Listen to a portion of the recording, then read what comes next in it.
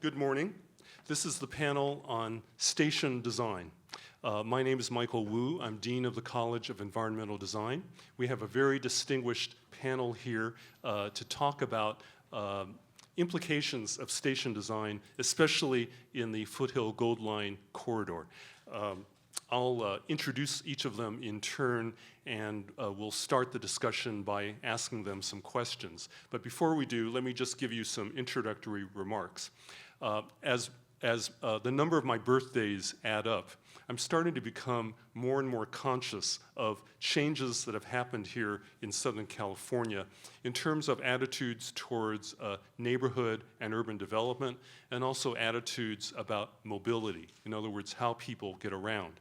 It was only around the 1970s and 80s, as I recall, that it was not uncommon to hear people around Southern California say that transit would never fit the lifestyle of Southern California, that the communities in Southern California, and especially Los Angeles County, consisted of many people who had escaped from other metropolitan regions in the United States that were dependent on transit, and that people here would never voluntarily give up their cars. The phrase give up their cars was a phrase that you used to hear a lot. It meant in the negative sense, people would never give up their cars. So that was around the 1970s and 80s.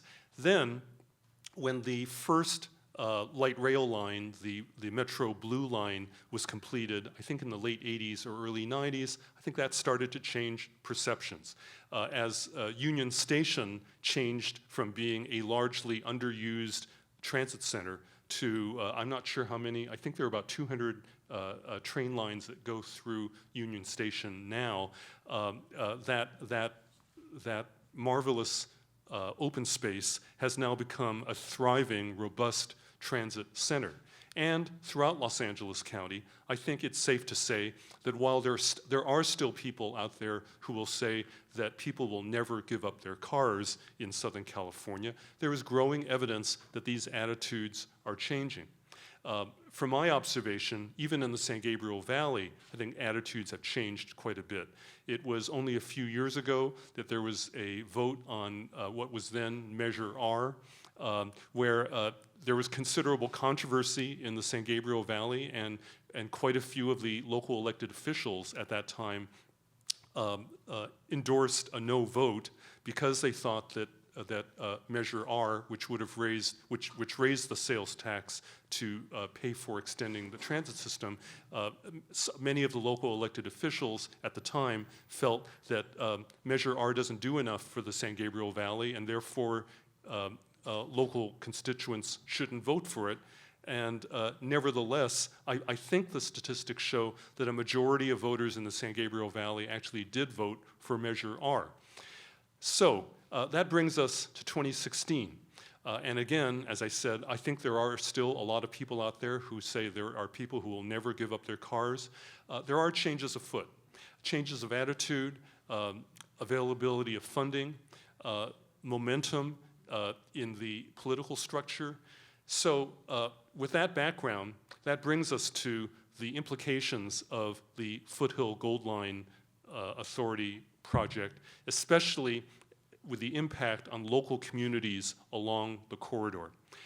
The design of stations is one of the ways in which the coming of a new transit line can have a very tangible effect on local communities. So this morning, we're going to go into a discussion about the implications of the Foothill Gold Line extension.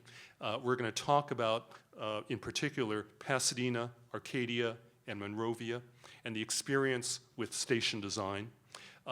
One of the underlying themes, which you may have noticed in the written description of this panel, is that beyond the design of the station itself, what kinds of benefits can come to the local community from the coming of the transit line, and specifically from the design of the station? That is, beyond the obvious purpose of a transit station, giving the public access to and from a transit line, what other kinds of benefits can there be that could have a tangible effect on the community where the station is located?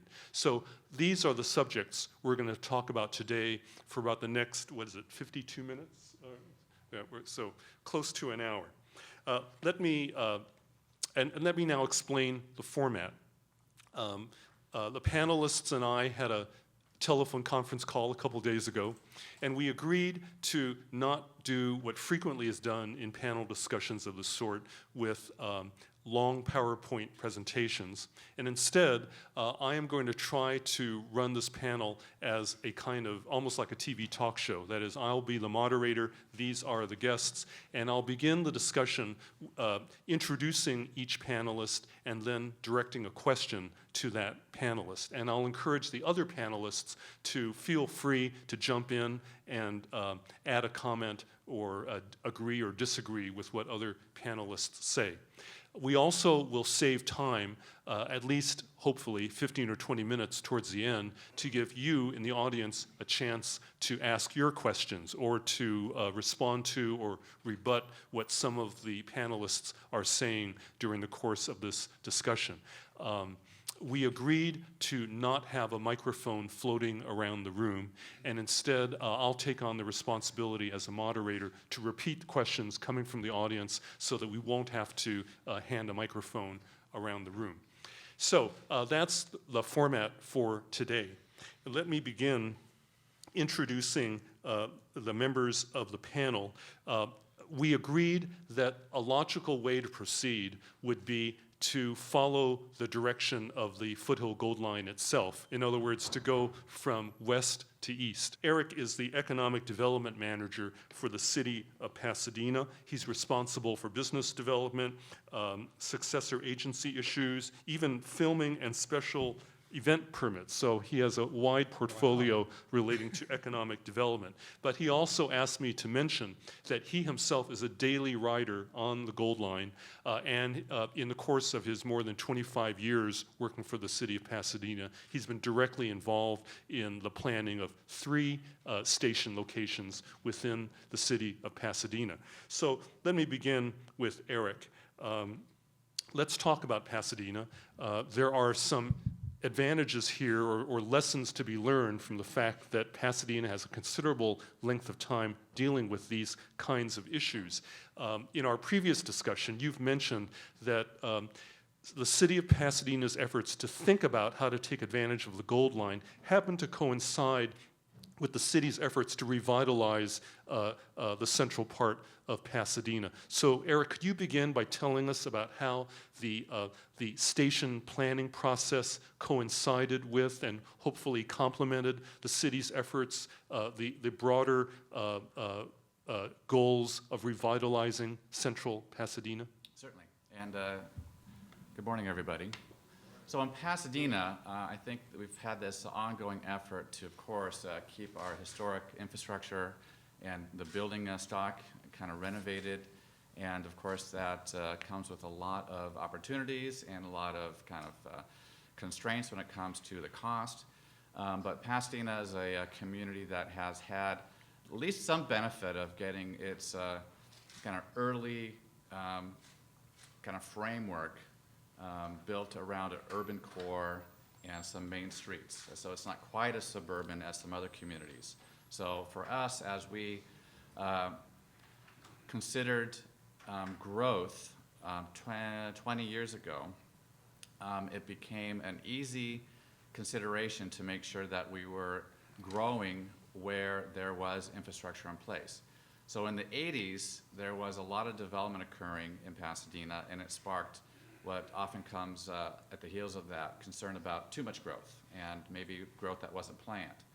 And Pasadena's response to that was to update a general plan whereby it worked with the residents and the different stakeholders to say, you know what, if we're going to grow as a community, we should not just grow without kind of any planning in place, but we want to grow only where those amenities and the infrastructure and the kind of transit exists, and we were going to protect kind of the nature of the single-family neighborhood. So it's kind of a political concern as well. So we've been working off of that general plan from the 90s. It's been updated, and much has occurred in the meantime. So if you, can I show the slides now? We've got your PowerPoint right behind you, Right. so please feel free to refer to any this images. is the context of the city of Pasadena, whereby the yellow areas are all the single-family neighborhoods. You see the parks in green and the institutions in purple, but the light rail stations are right here, and I'm going to highlight 3.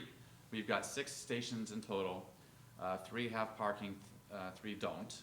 And if you look at this first example here in our Civic Center, you have a mixed-use project that was planned for in advance of light rail coming. Actually, the city of Pasadena, with its redevelopment authority, kind of worked to develop this in the kind of mid-90s. So Phil Hockey's in the room here, the city manager. It took a lot of effort from the standpoint of vacating a street, using our old police station, but as part of this is a transit station. It connects with the park, and it connects with the amenities in the Civic Center in Old Pasadena. So it is kind of a very mid kind of density housing project, 374 units. And again, the connection with the nearby districts is, of course, through sidewalks that are generous. We also have the larger project by the Del Mar station. This includes the reuse of the historic train station. And now that there's a restaurant in there, and we have connections with Old Pasadena and parts of our downtown in multiple directions. So, and I'm going to follow up with this last piece here, where this is another station location by Huntington Hospital, which includes, you know, the traditional seating, kiss and ride. It has some amenities nearby, and the connections. And really, it's that combination where you have some waiting area, where you do have an opportunity for people to get dropped off and picked up, and some amenities nearby, which are some of the components that we have learned are critical to the kind of connection with the station to the district as a whole. Thank you, Eric. Before we turn to our next speaker, let me ask you one follow-up question. This relates to what lessons have you learned from Pasadena about the ability of municipal government to encourage ground-level retail? Urban planners love to encourage ground-level retail in developments that are supposed to be transit-oriented. That is, as a way of not having lots of blank walls at street level, encouraging pedestrian activity, having retail that's accessible without having to drive a car around, and just to make a street more lively. But I'm wondering if you could say something about the experience in Pasadena. Are municipal governments actually able to make this happen?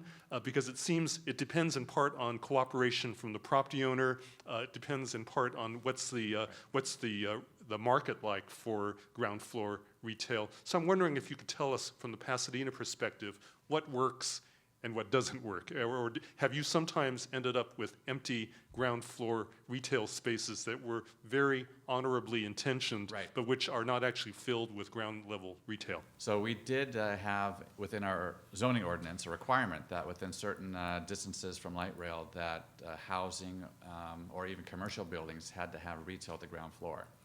And in many cases it has worked, but it has, even in Pasadena, been an overly aggressive requirement, where we do have ground floor retail that struggles to get good tenants. And I would caution other cities to kind of really consider what is an appropriate balance. You think it's great to be able to grab a cup of coffee and then get on the train, but you can't bring your coffee on the train technically. And people don't necessarily lounge around casually waiting for the train. They just want to get there and get on to the train. So we want it to be a nice environment, and you want to be able to have amenities nearby, but ultimately the consumer base that's associated with the station is not quite enough to just sustain retail nearby. It has to be part of a broader package. Okay, thank you. And then we use a zoning mechanism to require it. So it's within our zoning code that we demand a certain depth even. It is not just ground floor retail, it has to be a certain depth, because ultimately if it's too shallow, it's another kind of strike against of the viability of retail.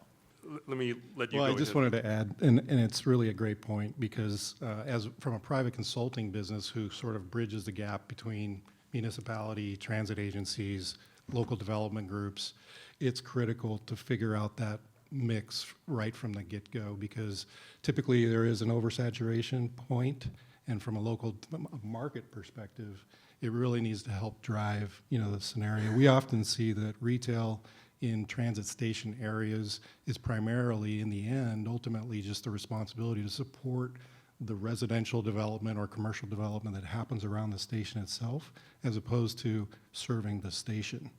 A lot of times there's a big difference there, and the local development community really realizes that and understands that. So it really is important to get that figured out right from the get-go to make sure you understand the right sizing of retail around stations. Do you have a follow-up question to this? I'm Dan Evans from South Pasadena, and you skipped that town in your geography.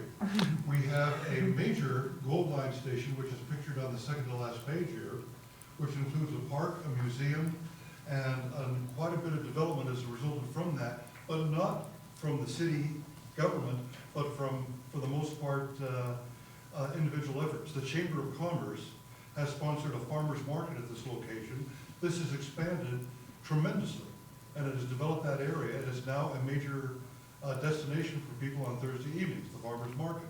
The museum is expanding. The Preservation Foundation is expanding the museum. The Music Foundation is expanding music events at this location, including something called the Eclectic Music Festival. All of this done, for the most part, by individual civic action, not by government action. I personally visited the South Pasadena Farmers Market, and I think it is a great addition. And let's talk about that some more, though, later in the discussion in terms of what is it appropriate for municipal government to do versus others to try to reach that end. But let me now come to our next speaker. Our next speaker is the Honorable April Verlado, member of the City Council in the City of Arcadia since April 2016. She is a lifelong resident of Arcadia and was active in local community affairs for many years, but finally became brave enough to run for the Arcadia City Council. So congratulations. You're still, I think that since you were elected in April, you still qualify as being on your extended honeymoon, I think. Okay. So congratulations. She was a founding member and president of the Downtown Arcadia Improvement Association, but also she has her own law firm located just 1 block away from the Arcadia Gold Line station. So well qualified to talk on this subject. Councilmember Verlado, let me start with asking you a general question about telling us about in the years before the decision was made for a station to be put in the city of Arcadia, how would you describe the evolution of views of people in Arcadia about transit? Was the Gold Line station something that Arcadia residents really wanted? Was there much controversy about it? Were there many people in Arcadia who had the feeling I was describing earlier about saying people will never give up their cars, so this isn't really important? But given the fact you've lived and been active in Arcadia so long, how would you describe the evolution of your constituents' attitudes about the coming of the Gold Line to Arcadia? Okay, so yeah, there was some dissent about having a train station in Arcadia. For those of you who are not aware, Arcadia is kind of a little sleepier town. We're a bedroom community. And not everybody was so excited to have a train station come to Arcadia, but I think there was a strong movement from those who did want it. So we did go ahead, the city council at that time did go ahead and accept the opportunity to have a Gold Line station. And through that, it just happened to coincide with a general plan update in 2010. So that became incorporated into our general plan, and more people became probably warm to the idea of having a train station. And since it's opened, a lot of people have really seen the benefits of having it and the opportunities that it provides for our community. We're seeing a great amount of use that a lot of people didn't think was going to happen in Arcadia, but there's a lot of people who go downtown Arcadia, downtown LA from Arcadia, so it does get a lot of use. And one of the things also that we did when we found out about the train station coming along was create what's called a community benefits district. Our downtown Arcadia area never had any kind of formal business district, and kind of on the heels of, oh, we're getting a Gold Line station, it was, we should get organized, we should get prepared for this. And the community benefits district seemed to be the right fit for us, and we adopted that, and we now reinvest in our community through that district by holding events and promoting and kind of advertising our downtown area. So I had in the slides, there's this slide which shows our transit plaza. And then if I go to the next one, let's see. Which one? Right there. This is, we're now having an annual event of a Christmas tree lighting. We had our first one this last December, so this December we'll have another one. So when we were planning our transit plaza, one of the ideas was put in a big Christmas tree, and we could decorate it each year and have a community event right there at the train station. And then this is an aerial shot of what was the Patriotic Festival this year. So each year in July we have, it's like a patriotic festival where our transit plaza had built into it a stage that is, if you look at the top corner picture there with the little girl dancing in front of the stage, and you'll see behind the stage is the train going by. So it seemed to be a really great element to incorporate into our transit plaza so that people could come and have more of a party atmosphere with a stage incorporated into it. And then, I think, was that it? Yeah, and that was it. So, you know, our train station's only been open since March, so we don't have as many years as Pasadena has in development and really seeing what happens, what kind of growth happens from Transit Plaza. But this is where we're starting, and it's been working out. Let me ask you a follow-up question here, having to do with your, I think your first slide, or the second slide, showing the nighttime celebration. Was it an explicit goal of the city of Arcadia to encourage more nighttime activity, nighttime public activity in the area? And were there any special challenges to figuring out how to use this new plaza in a way to encourage Arcadia residents to come out at night, or was that not a priority or a concern? No, for our Downtown Arcadia Improvement Association, it was something that we were thinking about, and we were working with the city when they were designing it, as well as, you know, now that it's been opened.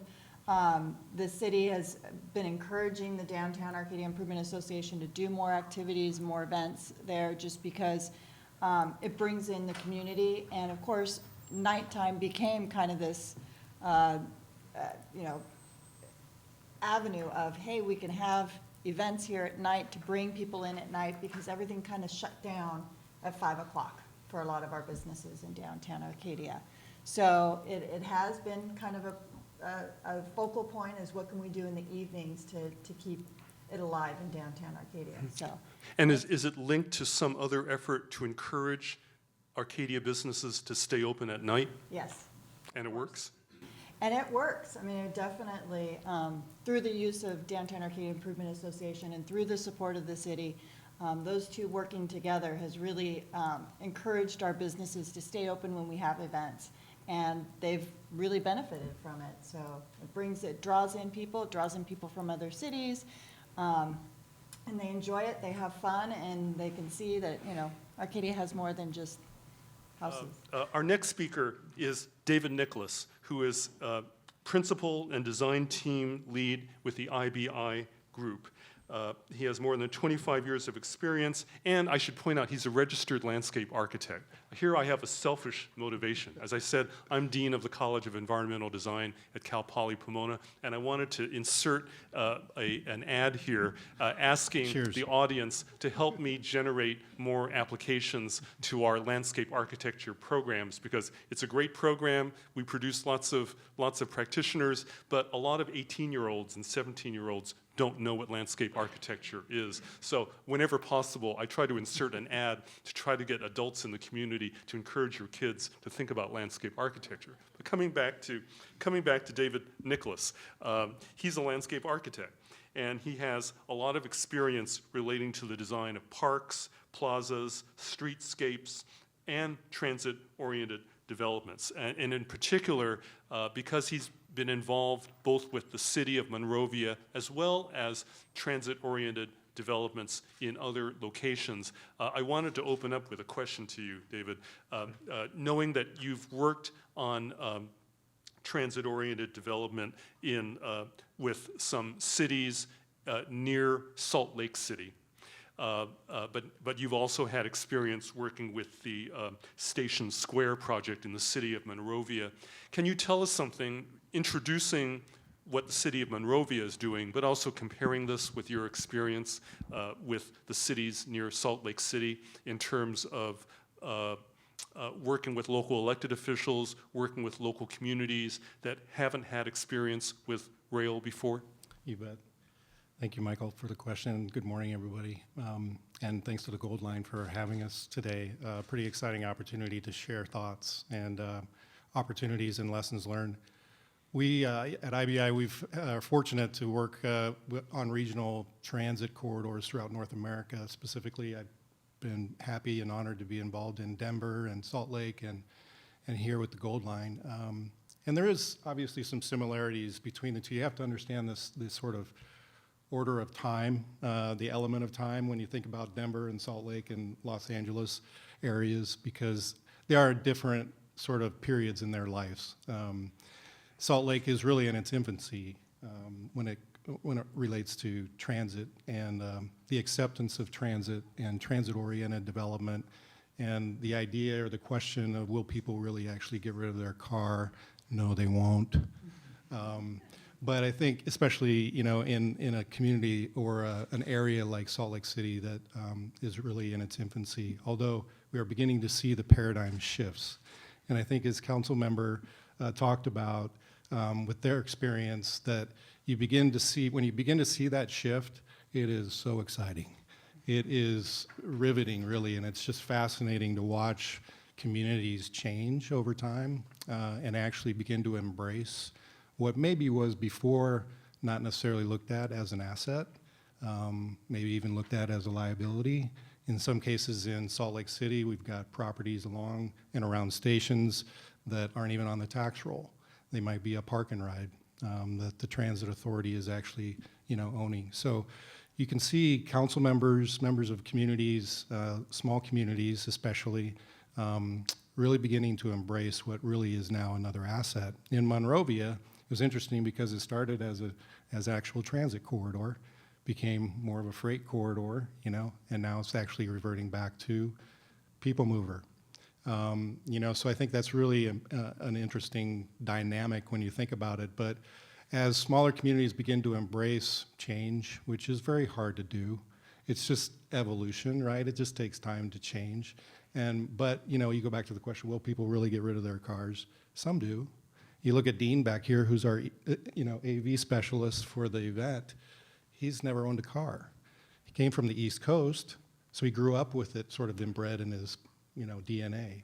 So he's a transit user and lives around the beaches and takes transit wherever he can go. So it's a generational thing. Time is going to continue to evolve. In Monrovia, I think it really started out with some great key elements to begin with. The clicker there. The one thing was branding. So we came out of the gate with this idea of gateway reconnecting community. And the sort of topic of our panel here is kind of community connections and pedestrian activity. And That's so critical in station area planning and design. It's a gateway in and out of a community. And in this case, again, reconnecting to the asset was so important. And then just remembering that it is about the community, local community, and its context. So in Monrovia, we started out with some very specific goals and objectives to align with the city's needs. And just a simple example is the need in this particular neighborhood of the station area itself for some open space, neighborhood open space. It has nothing really to do with the transit aspect at all. It has more to do with serving the community's needs. So making sure that we were aligned with those needs and those goals. I mentioned branding, pretty important, and engaging stakeholders early, very important, we all know. But two things I really wanted to highlight was encouraging interaction by design. That is sort of at the core, the idea of community connections.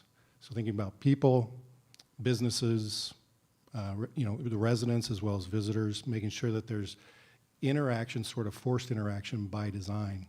And that gets into technical sort of terms when it comes to landscape architecture and planning and design, but and Evan can talk a little bit about that as well as it relates to making sure those things happen.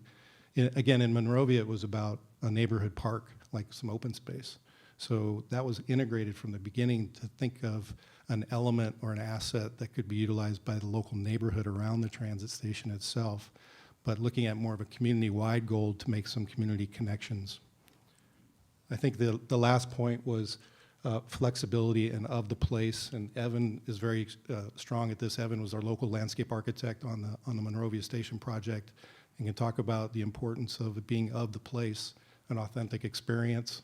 The flexibility is so key and kind of foundational to pedestrian activity. So I think as the gentleman talked about from South Pass, the element of time and the ability to create a stage or a forum for civic life is really what it's all about, that there's enough flexibility there for the thing to evolve over time.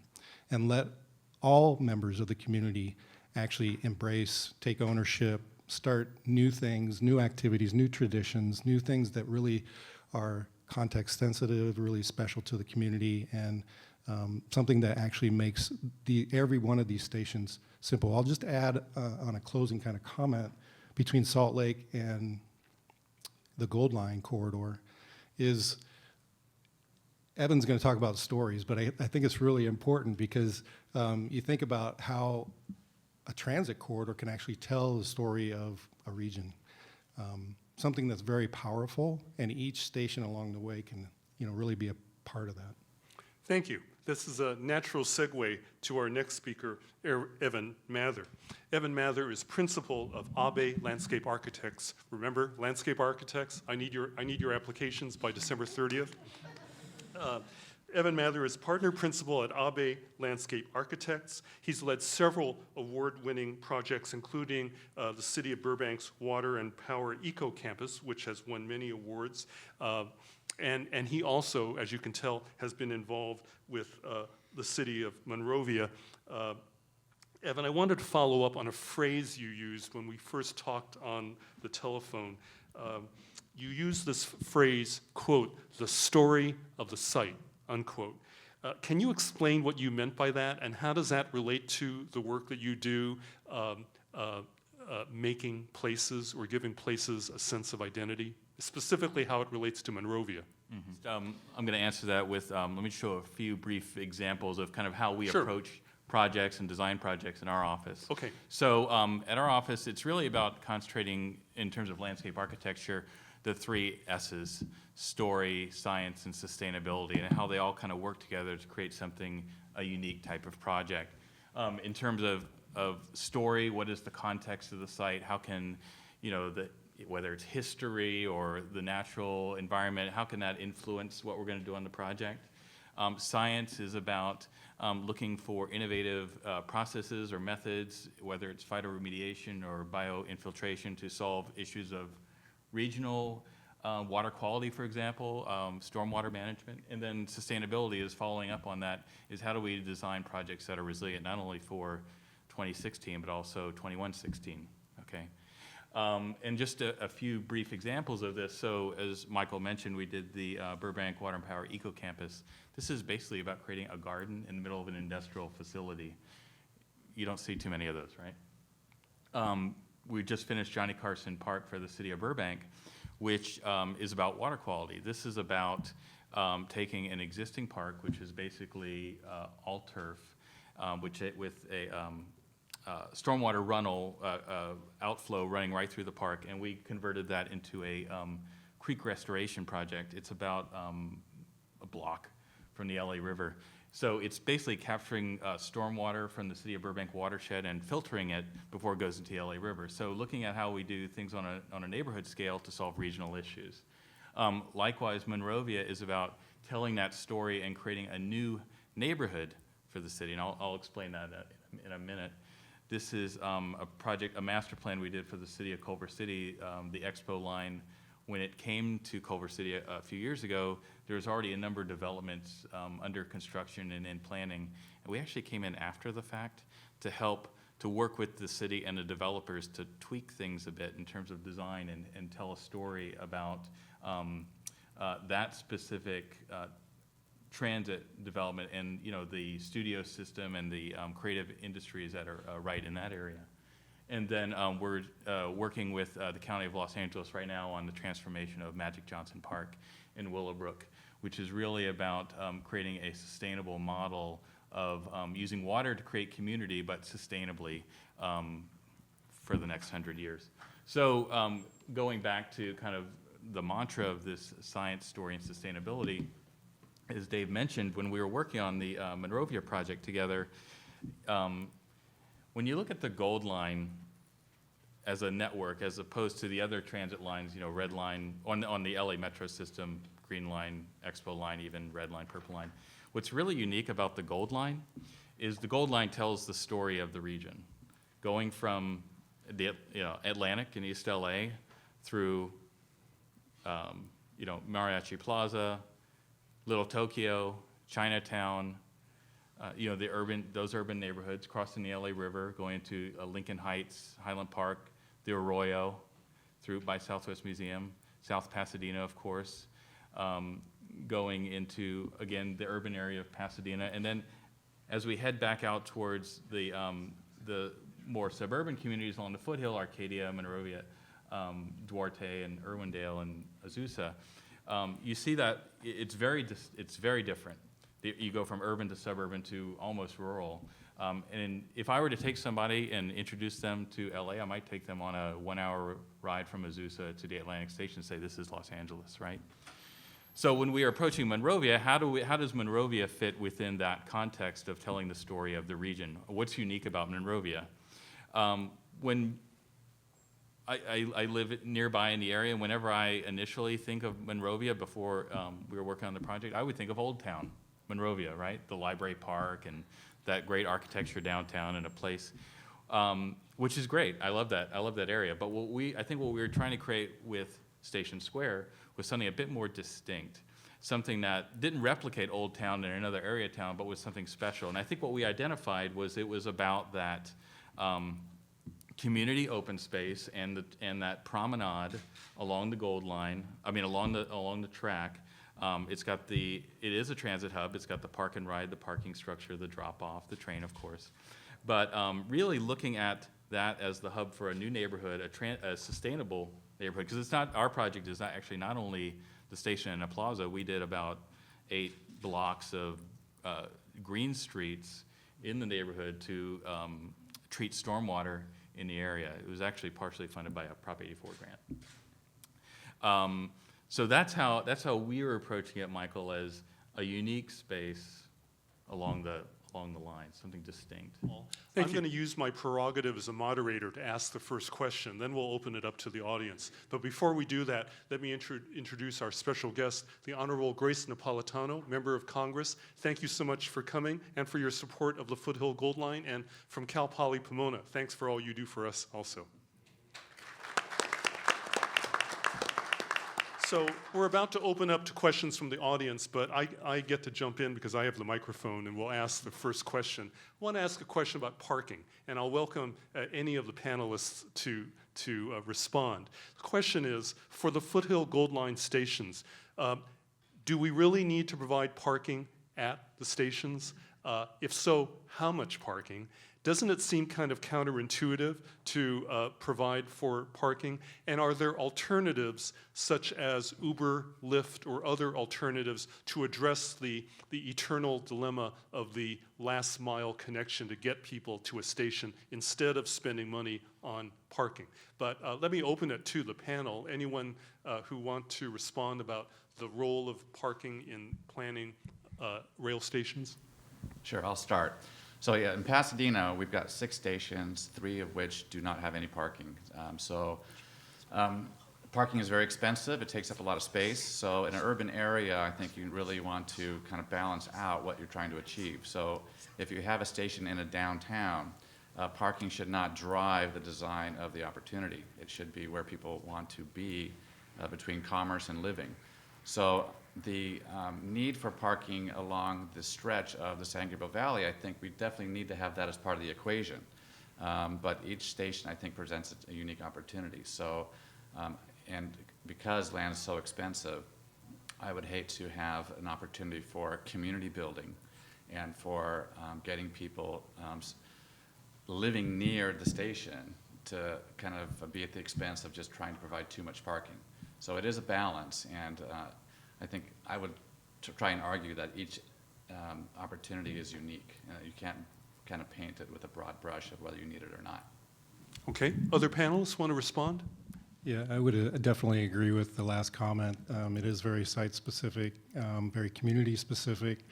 You know, we've seen communities take on different roles and leadership roles as it relates to addressing parking, anywhere from creating a simple parking policy or changing a simple parking policy from what we see in Salt Lake area to from minimum parking requirements to maximums, and just let the market control, you know, what goes on. And this is more related to TOD kind of developments, but the cities also have control over infrastructure, so it's important to allow communities to really take over what they see as their most important assets from an infrastructure standpoint, and parking can be one of those. Parking can really become a catalyst for generating, you know, economic development. So some communities can take on kind of a common parking policy where they actually are developing parking, public access parking on their own. And taking away parking requirements altogether for private development to help incentivize. We're working in Austin, Texas, even though they don't have much of a transit system. They do have some pretty intriguing parking policies that transit can actually learn from. So yeah, parking is really critical, but it is really truly a community asset. I don't think it's ever gonna go away totally, even if we have autonomous vehicles or Ubers or Lyfts or zip cars or, you know, share stuff, you know, because you're always going to need to have something. But yes, I think there's important to, again, recognize early on what the parking strategy is for particular locations, and it is a case-by-case basis. Thank you. Anybody else want to respond? I just want to talk a little bit about the autonomous vehicle thing that's happening. Yeah, we probably do need parking to some extent right now, and in 2016, but you know there's a disruption that's happening right now with Uber and Lyft, and it's going to.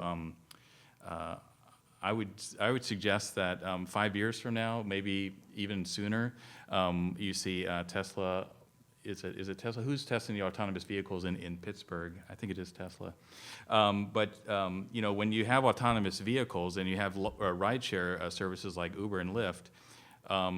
You see the younger generation of millennials gravitating towards those technologies. And if you see on a parallel track these autonomous vehicles becoming more and more developed, and being able, and the power of the autonomous vehicles, it being able to use much less space on the freeways, the way they communicate with each other, they can travel in much tighter packs, as scary as that may sound.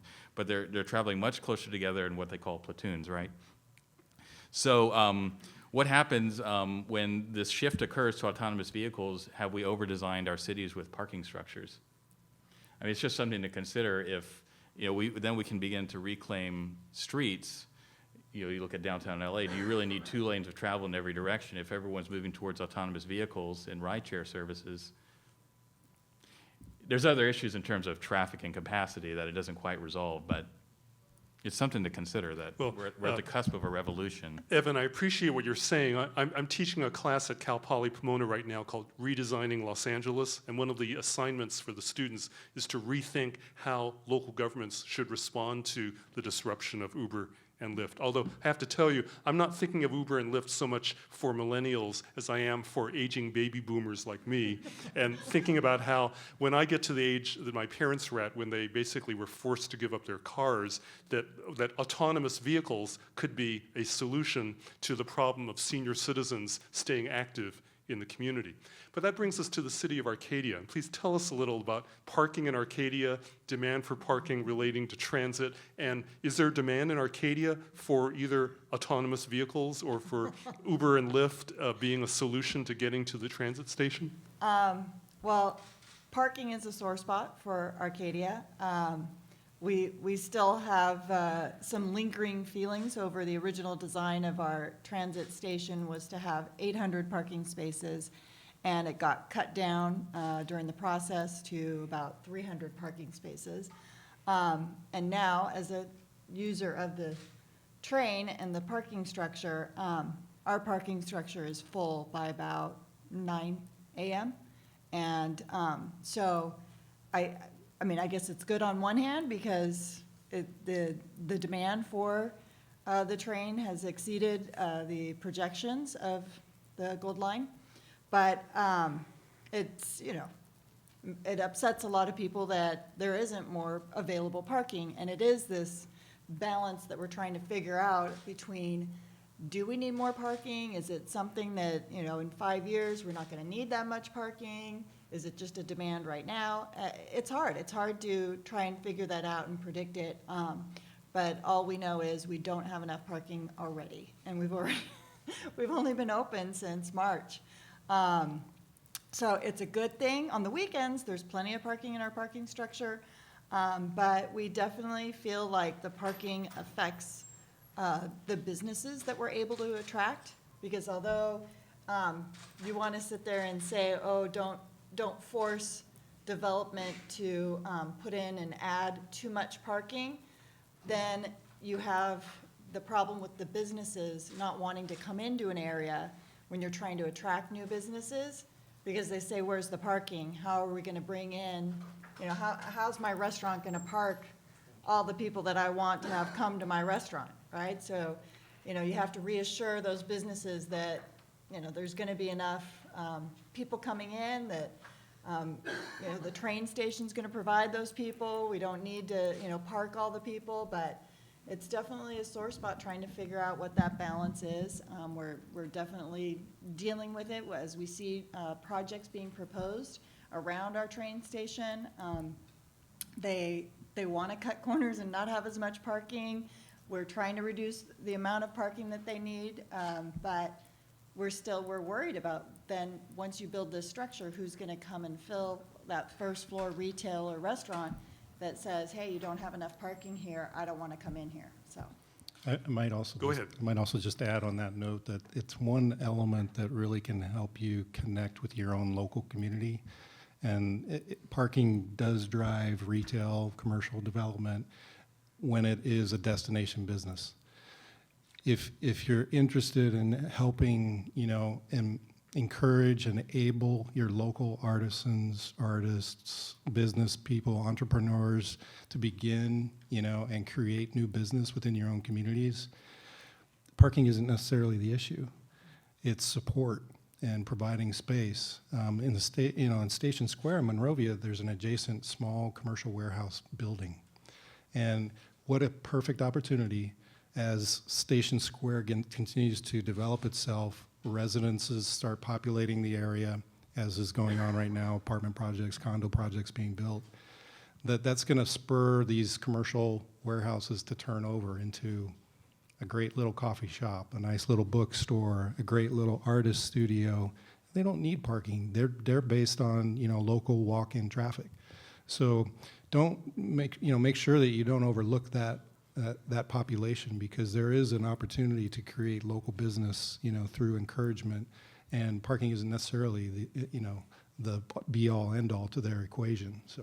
It's maybe 4.5 minutes for questions from the audience. So who would like to ask any questions or respond or speak? Phil Hawkey just raised his hand. I just wanted to expand the conversation in terms of this first mile, last mile. As you plan the station, do you actually plan how people are going to get there? Pedestrian routes, bicycles, shuttle, parking, or is it just a station that then somebody else figures out the rest of it? So I think from a Pasadena perspective, the sidewalks are very important for people to get engaged in the community. When they get off the station, it's the first thing they see. Okay, how do I get away from the station? What do I want to go to? So I think there's a kind of visual importance that I've seen work at certain stations and others that don't, where you can walk kind of past it and not know it's there in reverse, right? So from a community building standpoint, if you have an opportunity to make your station kind of visibly a focal point in the community, it helps engage that way.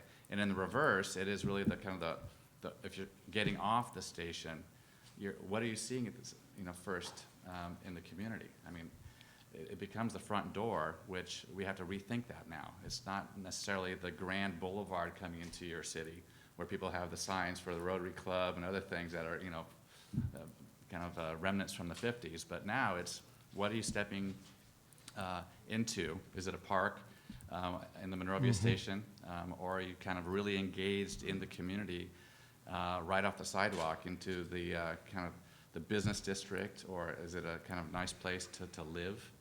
And so I just think that sidewalks are certainly important, but and the first thing you don't want to see is just the entrance to a parking garage. Because you think about it as a front door into your city.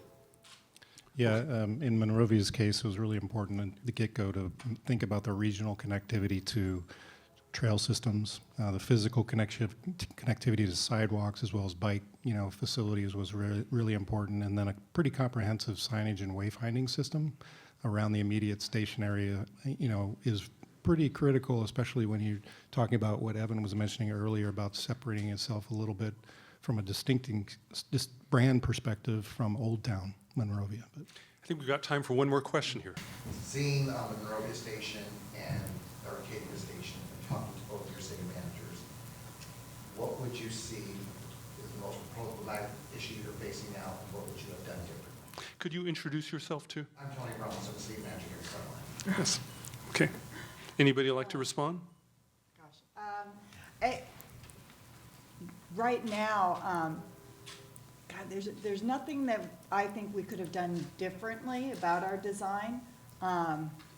There's so many things that kind of dictate where your station's going to end up, and you kind of have to then respond or react to it and figure out what you can change around it to make it work in the space that it fits.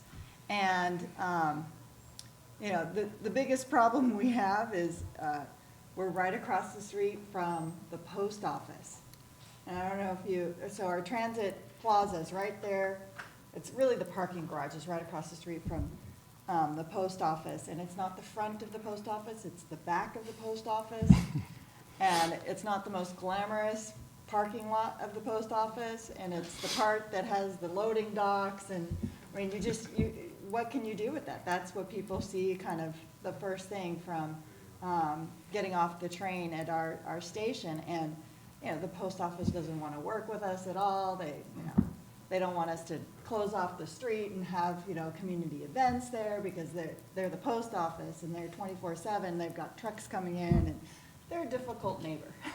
So, but what can you do about that? But with our transit plaza, it's created so much opportunity that's really what we've been focusing on, is seeing how much we can do with it. Some of the new things that we've had kind of coming into play that you can't plan or expect, but the Forest Service has started a shuttle up to Chantry Flats from our transit plaza. So, I mean, it just, there's great opportunity there, and it's just, it will evolve. And you work with whatever you've got, and it ends up becoming a space that you can use, so.